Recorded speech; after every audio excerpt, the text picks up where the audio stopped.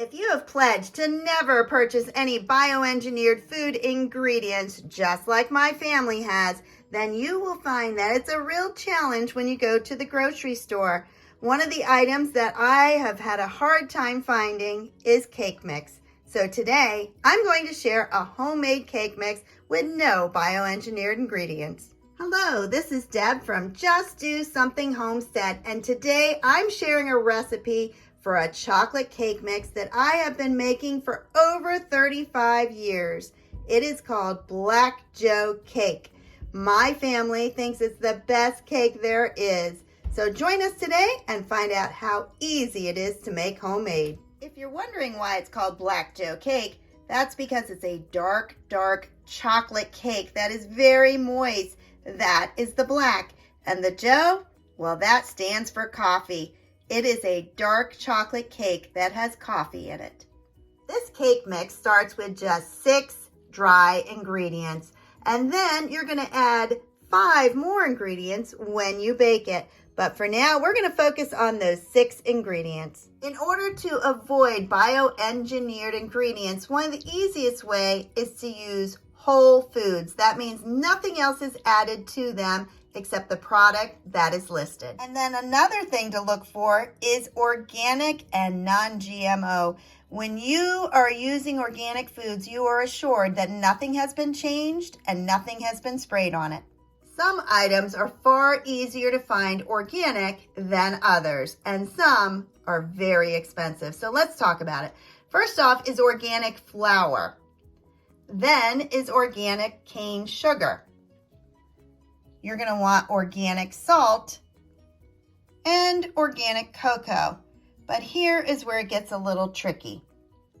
When I search for organic baking powder and organic baking soda, I was not able to find them. Instead, you can only do the best that you can do. So this is Red Mill baking powder, and it has no aluminum. And then as far as baking soda, this is natural sodium bicarbonate, and that is the only ingredient that is in it. And for those of you that don't know what sodium bicarbonate is, it is exactly what it says, baking soda. Before we get started on our recipe, I'm going to talk a little bit about bioengineered food ingredients. What I'm discovering is a lot of people don't actually know what that means.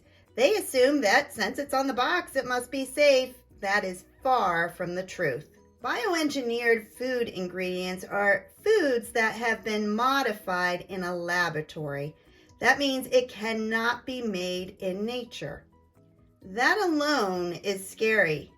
But when you are looking at something like a cake mix, I want you to look at those ingredients. Now, in dark letters, you might see some words that you're familiar with, but then there are plenty of others. I challenge you to start looking up each of those ingredients because not only is it eye-opening, it's maddening. I use an app that I've added to my phone. It is called Yucca, Y-U-K-A. It has revolutionized how I now shop. When I scanned this cake mix in, what I found is some very disturbing things on the ingredients and additives in this cake mix.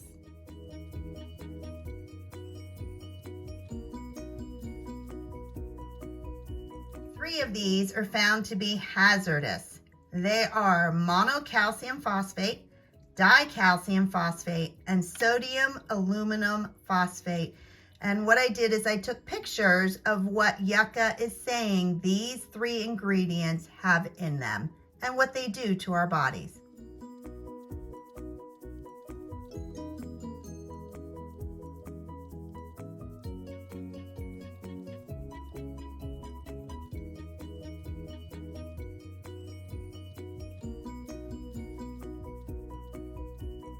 Yucca gave this cake mix a 0 out of 100 points. If we were to count the ingredients that's in this cake mix, there are 22 ingredients, and then they have you add 3 more: water, vegetable oil, and eggs, for a total of 25 ingredients in this cake mix. If we look at mine, we start with 6 dry ingredients and we add 5 liquid ones. The liquid ones are milk, vegetable oil, black coffee, vanilla, and eggs for a total of 11 ingredients. So mine has 11 ingredients in that cake, and theirs has 25. When I researched even deeper and looked up the ingredients that were in this package, that's when I determined I would not be using bioengineered items again. But as I said, I've been making this cake for decades. So how did I adapt it to make sure it was healthy? All I had to do was make sure that all of my ingredients were safe and not bioengineered. The challenge is, I live in West Virginia. There are no stores close to me that sell exclusively organic foods. So I have to go to many different stores and find what I can. And often that leaves me having to order everything left online. So let's talk about each ingredient. The first one, organic flour. I can find organic flour in most of the grocery stores around here. The obstacle I discovered, though, was they were charging $10 for a 5-pound bag.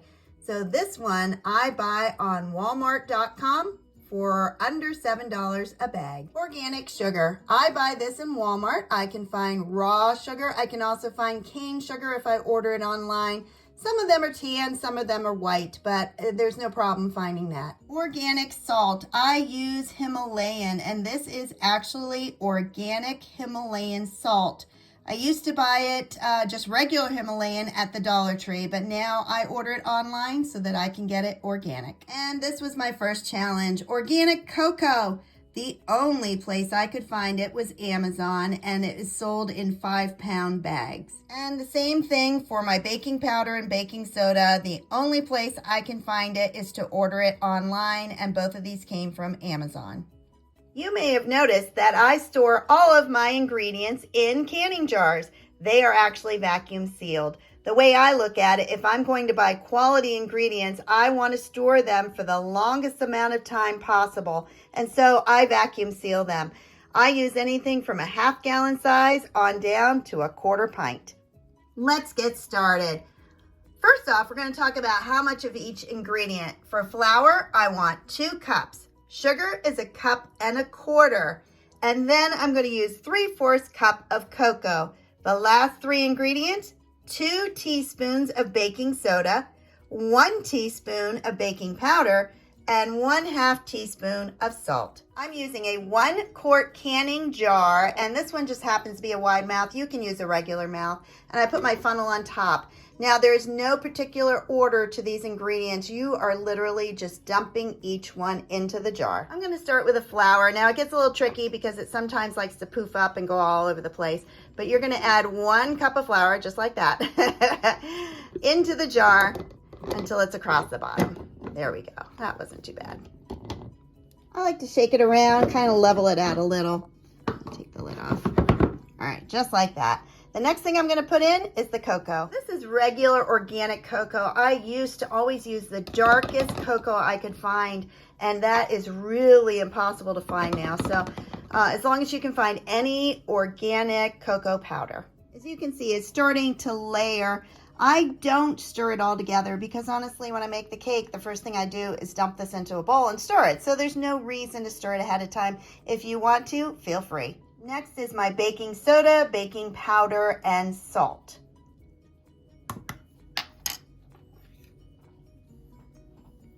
And the last one, salt. I place my funnel back on so that I can pour my sugar in there without getting it all over everything. Now, you may be looking at that saying, that is not going to fit. Actually, what I'm going to do is thump it around, and it's going to settle and give me more room. It's kind of amazing. When I put that sugar in, it was all the way at the top. All I did was thump it just like that on my counter, and it has settled down enough that I can add that last 1/4 cup of sugar. Perfect. As you know, I am going to vacuum seal this one, but you may not have a vacuum sealer. That doesn't mean you can't make homemade mixes.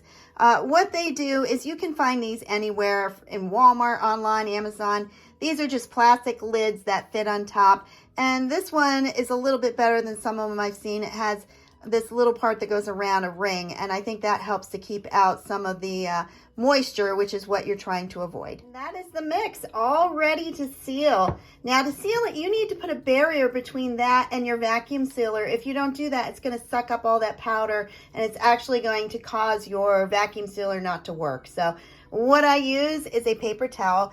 I used to trace them in a nice circle and make it so nice and neat. Now I just take one of those thinner paper towels, fold it in half, and I'm going to put it on top. Yes, it is 2 layers. It will be fine.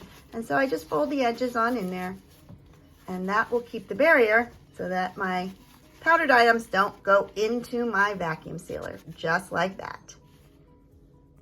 I take my finger and rub it across the rim of my jar. That will make sure that there's no powdered ingredients on the top. Today I'm going to seal it with my handheld Food Saver vacuum sealer. And this is so easy to use. You're just going to pop it on the top and push vacuum.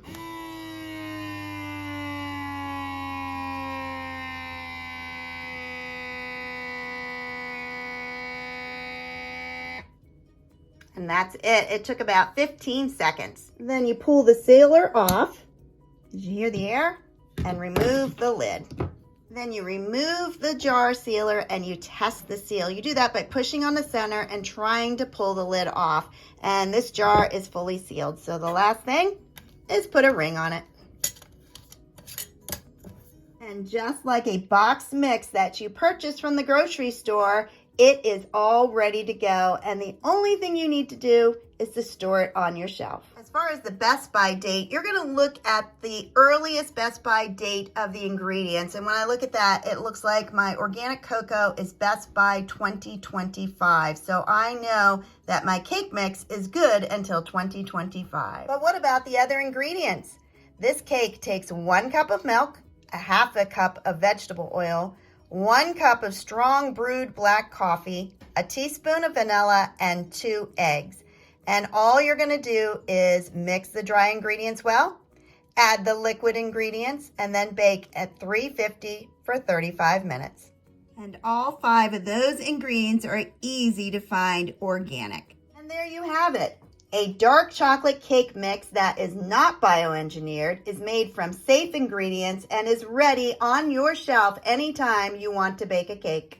After I created that cake mix, I decided, you know what? I haven't had a Black Joe in a long time. So at that point, I made another mix and baked it, and it is just coming out of the oven. It is so warm, and it smells beautiful. So at this point, I'm going to cool it and then put on my favorite icing, which is a peanut butter one.